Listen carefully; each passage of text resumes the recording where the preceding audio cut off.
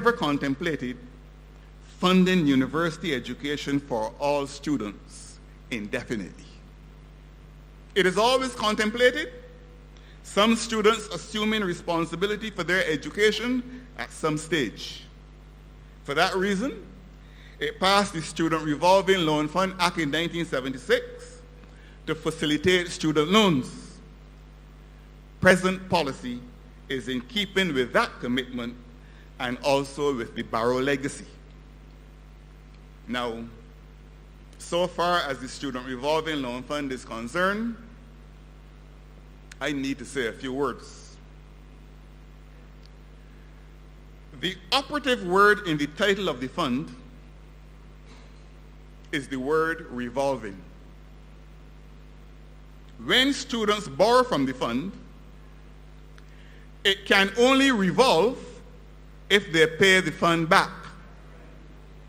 Unfortunately, some borrowers have taken the view that once they have benefited from the fund, it does not matter who else does. There's a simple word to describe that attitude, and the word is selfish. When borrowers from the fund do not service their loans but spend their earnings on their own comforts, there's a word for that too. That word is dishonest. I want to make it clear that the government has liberalized access to the fund on the clear understanding that people who borrow will pay back. At present, I am advised that about $24 million is owed to the fund by defaulters insensitive to the risks to which they have exposed their guarantors. This situation will not be allowed to continue. Selfishness and dishonesty are not values that we want to encourage in Barbados. A word to the wise is enough.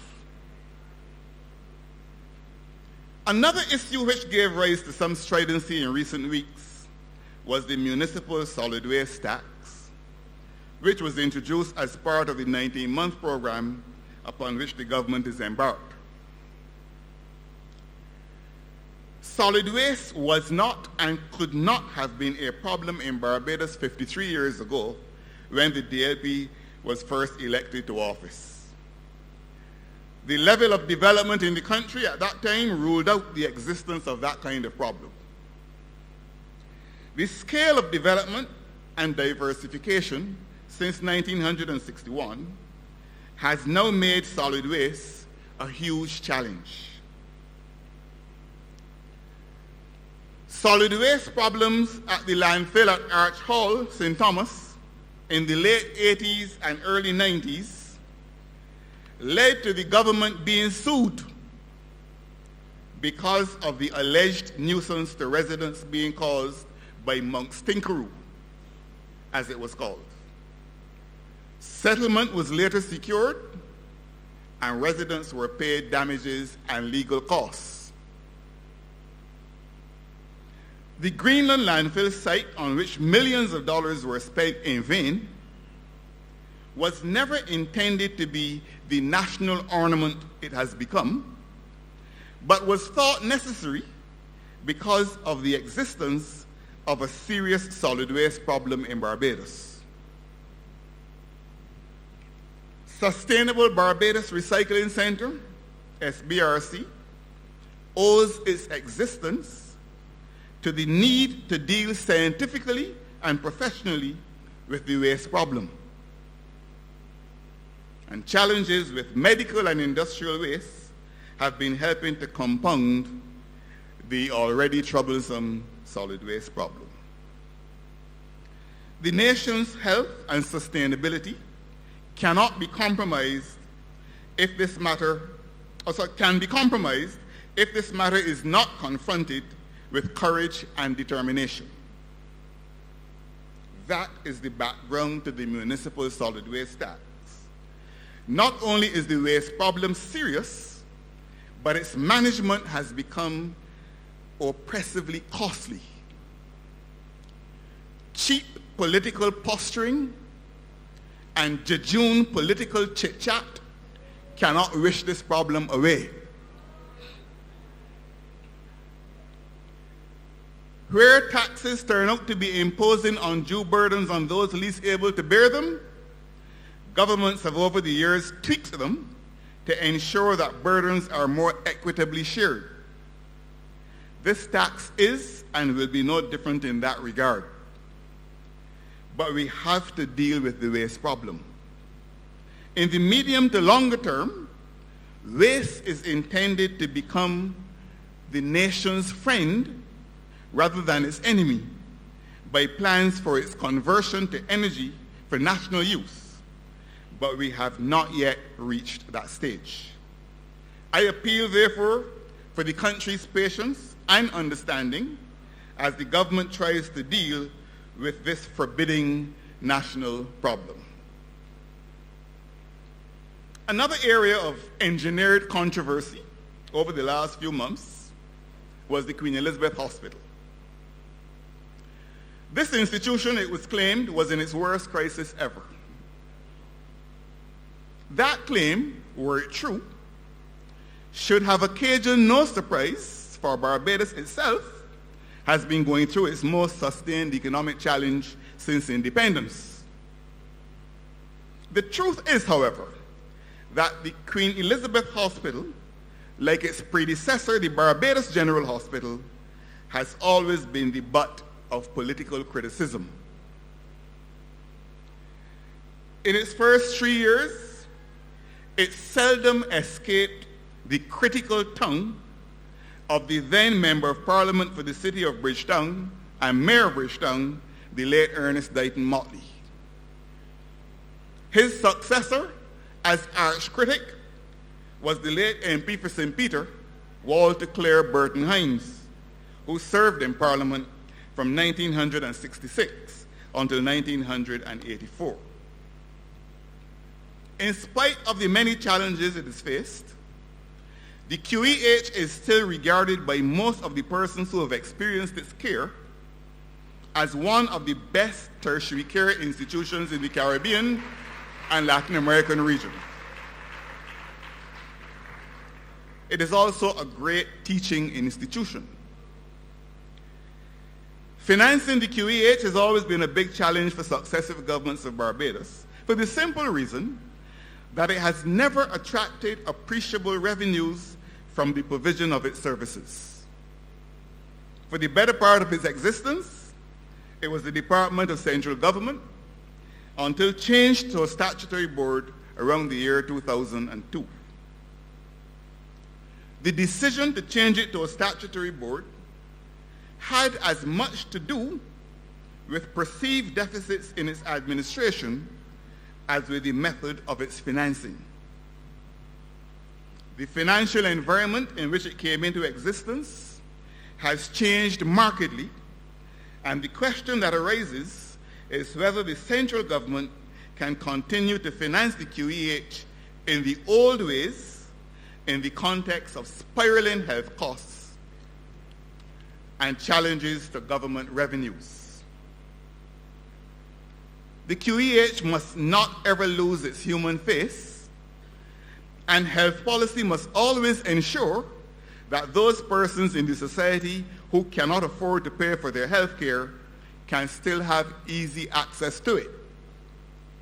We do not live in a world where only rich people get sick.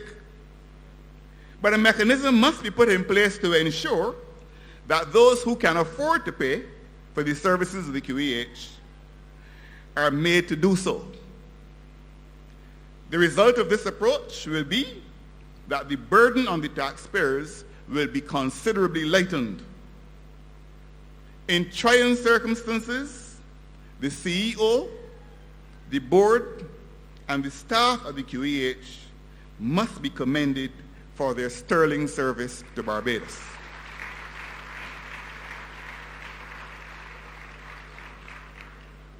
As long as present financial arrangements continue unchanged,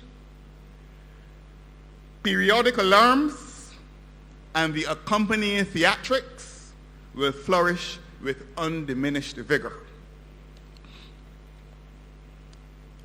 Through all of these changing scenes, members of the Cabinet and Parliament have been able to keep their focus and to get on with the task of doing the business of the people of Barbados. Similarly, the people of Barbados generally have been able to shut out much of the noise by which their ears have been daily assailed. Fortunately, thanks to the improved living standards and the revolution in information and communication technology, ordinary men and women in Barbados have access to the same information available to politicians and to other publicists. Our solid investment in education over the last 60 years has so empowered ordinary citizens that they can evaluate most of the information daily served up for their consumption. Further, practically every household in Barbados can boast either a friend or a relative living either in the United Kingdom, the United States, Canada, or some other part of the Caribbean. Barbadians, therefore, do not have to rely exclusively on politicians or other local publicists in order to know what is going on in the world. They have independent sources of information, and they are intelligent and discriminating. I should like to thank members of the Cabinet and Parliament for the strength of character and the sense of purpose which they have constantly shown during this very difficult period. Criticism has been harsh and unsparing, and every attempt has been made to foment instability by a motley collection of self-seeking agitators.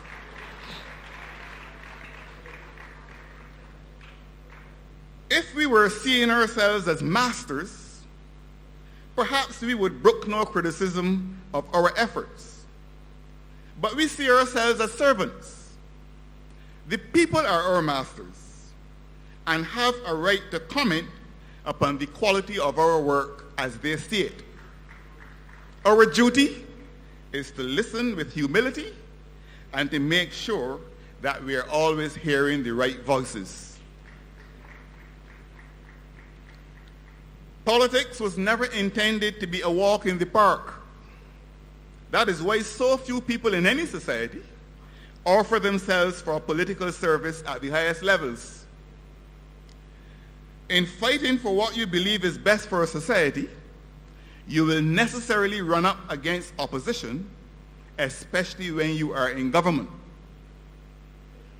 As I reminded recently, it is an axiom of Westminster politics that while governments propose, oppositions oppose. And where they can, they expose. And if they can, they depose. We must not, therefore, relax our vigilance and must ensure that we continue to do the right thing.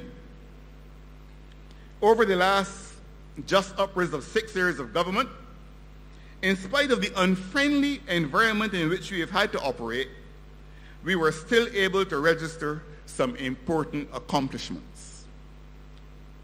We passed the cultural industries legislation, which lays the foundation for a grand takeoff for our cultural practitioners.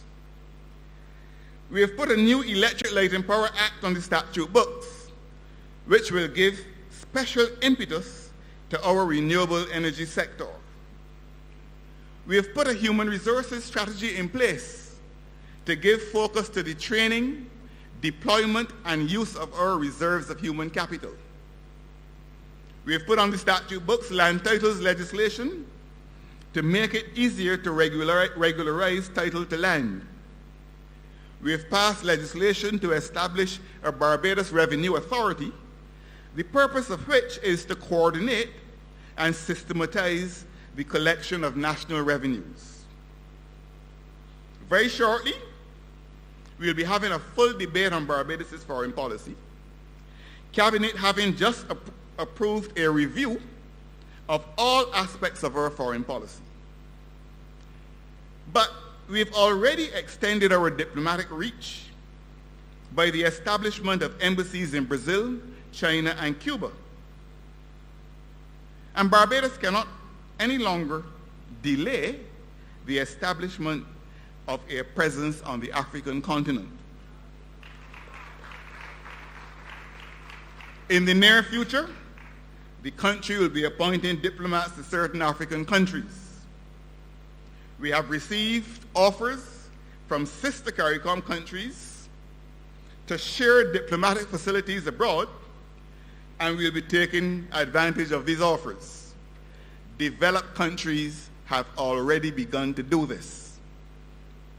We laid in Parliament and debated the National Youth Policy, which was the product of broad-based consultation with young people themselves and other organizations and agencies connected with the activities related to youth. We have been constantly modernizing the legislation which gives vibrancy and focus to our international business and financial services sector, while at the same time extending the reach of our double taxation treaties and our tax information exchange agreements.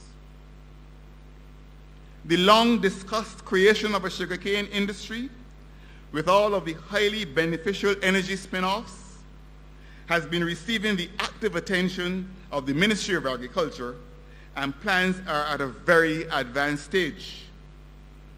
On the whole, the development of a more science-based agricultural sector to which our young people can be attracted and can find fulfillment is the organizing principle of that crucial ministry, the Ministry of Agriculture.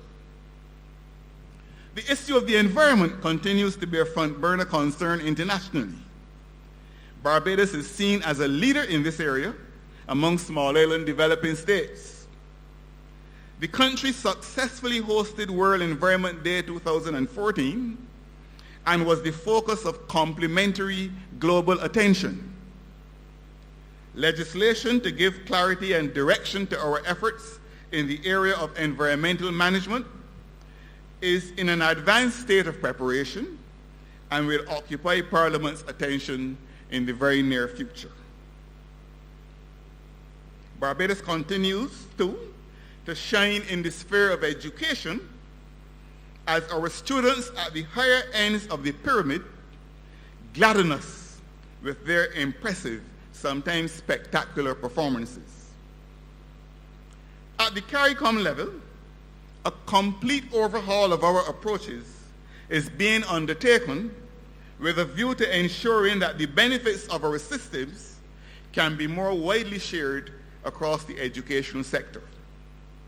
It is not thought satisfactory that while we are pleased to put on display the stellar achievements of the high flyers, substantial percentages of our student populations are underperforming. This overhaul is being done within the context of clearly identified human resource needs in the region.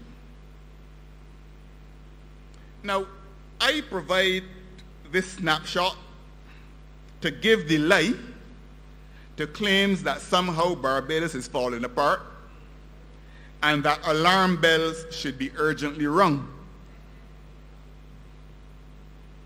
Whatever else may have lost its way and worse still lost its soul, Barbados is holding a steady course toward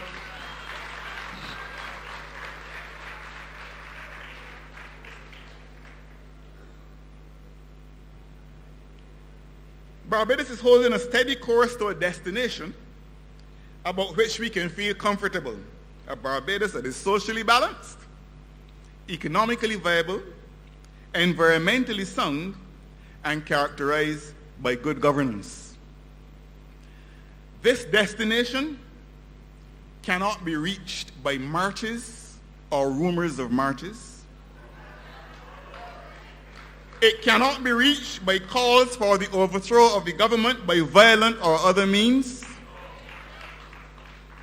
It cannot be reached by immature and lamentable displays of bad manners or by persistent and scarcely disguised attempts at engineered national instability. It cannot be reached either by the vaulting ambitions or perhaps the consuming obsessions of self-seeking agitators or unbalanced megalomaniacs.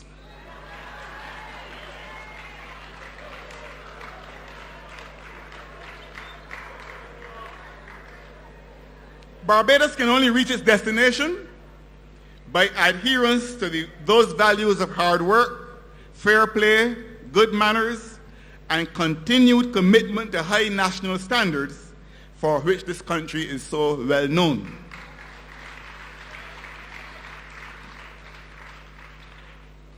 As we look to the future, I should like to say this. The minds of all investors, local and foreign, are attuned to hear the gist of government policy over the short to medium term. There's a consensus that government policies have silenced the local prophets of doom and gloom with respect to their forecasting a slide in the fixed exchange rate of the Barbados to the United States dollar. The economies of our major trading partners, the United States of America, Canada, and the United Kingdom, are returning to sustained growth, although very slowly. Visitor arrivals, long stay and cruise have been gaining momentum during this year with respect to overall visitor arrivals and the average expenditure per visitor. The international business and financial services sector is holding its own, and increasing numbers of our international businesses are relocating from mature destinations in the sub-region to Barbados. The rationalizing of the regulation of the non-bank financial sector continues and should enhance the regulatory management of the sector as well as the cost effectiveness of that exercise. The ongoing updating of legislation and the greater use of information and communications technology should sharpen our capacity to attract new business and enhance our market share. Registration of cell companies has been increasing steadily over the last year. Our energy policies have been bearing fruit. Several businesses have seized the opportunity to invest in renewable energy to enhance their competitiveness. Enhanced competitiveness enables some domestic businesses to be price competitive in the domestic and in the export market. The fiscal deficit and the debt to GDP ratio, as well as the shortage of opportunities for gainful employment, are the main challenges that now confront my administration. Going forward, the government is focusing steadfastly on the working down of the debt to GDP ratio through a strategy of economic growth and enhanced efficiency in revenue and expenditure management. The era of the Ministry of Finance, learning of new expenditure commitments by a department or ministry after the fact will end shortly. Also, too, the opportunity for accumulation of huge indebtedness to several government departments without a full picture being available to government in real time is nearing its end. My government is conscious of the challenges to enterprise competitiveness in Barbados, which has been flagged by the World Bank Annual Report on Competitiveness. We are working assiduously through the Ministry of Industry, International Business, Commerce, and Small Business Development, and other relevant departments of government with the Barbados International Business Association to remove outstanding bottlenecks in short order. The rationalization of statutory corporations continues apace, with our attention focused on those entities that receive the largest subventions from government. As we work down the debt, interest payments as a percentage of annual revenue will decline, thereby releasing resources for capital works projects that will generate new employment opportunities. Our strategy is clear for those who wish to know. We are focused on adding more than 1,000 new rooms in the tourism sector and making it easier to restore rundown properties through policies that will be universally applicable to the sector. We invite all investors, local, regional, and extra-regional, to get on board. Now, I cannot close without reminding you that this party, in the immortal words of David Thompson, the late Prime Minister of Barbados and late President of this organization, takes the view that Barbados is not just an economy, it is also a society. We will pay a very high price if, in our efforts to build our economy, we lose sight of our duty to protect and nurture our society. The values on which Barbados has been built are not up for negotiation. Whenever we speak of values, we mean no more than a commitment to the view that certain things are right and other things are wrong.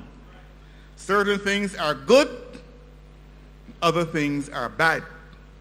Certain things are fair and other things are unfair. Certain things are just and other things are unjust. Certain things are blameless and other things are blameworthy. Our churches, both traditional and evangelical, have been sparing no effort in the reinforcement of these values. Our homes and our schools have also been playing their critical part. The body social, however, has continued to be disfigured by the carbuncles of domestic violence and gun-related deaths. Ease of access to small arms and light weapons, traceable to the nefarious drug trade, are a source of continuing concern to Barbados and other countries in this region. In any society, those who are committed to doing wrong are always prepared to risk their lives, their limbs, their reputations, their family's good name, and their children's prospect. Until those who are committed to doing right are equally prepared to risk their lives, their limbs, their reputations, their family's good name, and their children's prospects in defense of right, wrongdoers will continue to flourish. We must not allow Barbados to reach that state so sharply described by the poet William Butler Yeats when he said, and I quote, "The best lack all conviction, while the worst are full of passionate intensity," unquote. The government over which I preside will not rest until the incidence of these ugly features ceases to be such a cause for concern to the majority of peaceful, law-abiding citizens and residents of Barbados.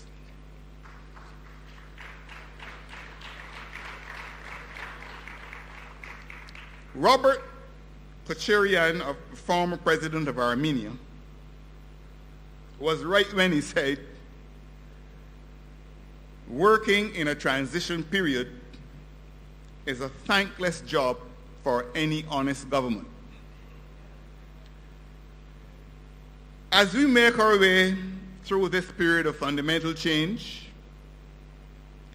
on our way to achieving global competitiveness, which is the theme of this conference,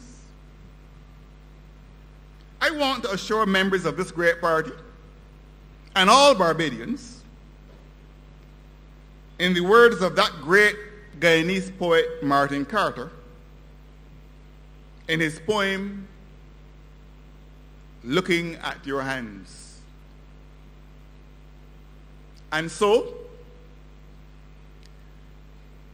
if you see me looking at your hands, listening when you speak, marching in your ranks, you must know I do not sleep to dream, but dream to change the world. Thank you. God bless you. God bless Barbados.